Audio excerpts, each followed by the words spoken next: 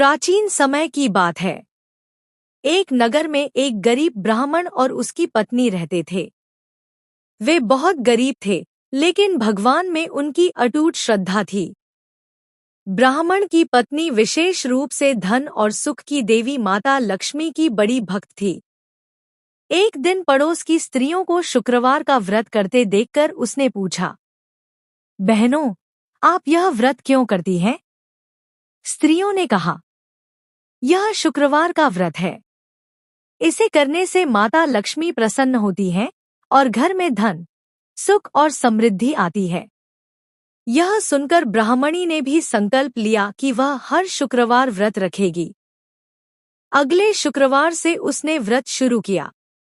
वह सुबह जल्दी उठती, स्नान करके घर साफ करती, दीप जलाकर माता लक्ष्मी की पूजा करती और पूरे दिन श्रद्धा से व्रत रखती।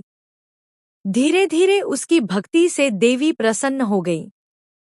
एक दिन माता लक्ष्मी एक वृद्ध स्त्री का रूप धारण करके उसके घर आईं। ब्राह्मणी ने बड़े प्रेम से उनका स्वागत किया और कहा, माता जी, मेरे पास देने को कुछ नहीं है, लेकिन कृपया प्रसाद ग्रहण कीजिए। उसकी सच्ची श्रद्धा देखकर देवी बहुत प्रसन्न हुई और बोली, बेटी, तुम्हारी सच्ची भक्ति से मैं बहुत प्रसन्न हूँ। आज से तुम्हारे घर में कभी भी धन धान्य की कमी नहीं होगी। यह कहकर वह वृद्धा अंतर्ध्यान हो गई। कुछ ही समय बाद ब्राह्मण के घर में सुख समृद्धि आने लगी। उनके घर में धन, अन्न और खुशियों की कमी नहीं रही। नगर के लोग यह देखकर हैरान थे कि जो घर पहले बहुत गरीब था, वहां अचानक इतना सुख कैसे आ गया।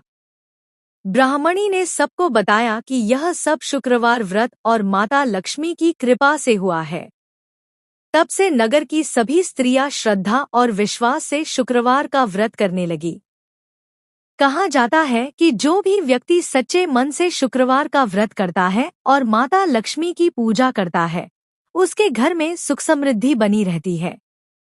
इस कथा से संदेश मिलता है कि सच्ची श्रद्धा, विश्वास और भक्ति से किए गए व्रत से माता लक्ष्मी अवश्य प्रसन्न होती है और जीवन में सुख समृद्धि प्रदान करती है।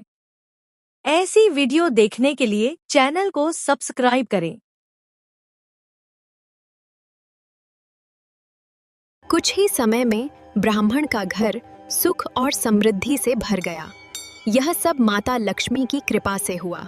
कहते हैं कहते हैं कहते हैं कहते हैं कहते हैं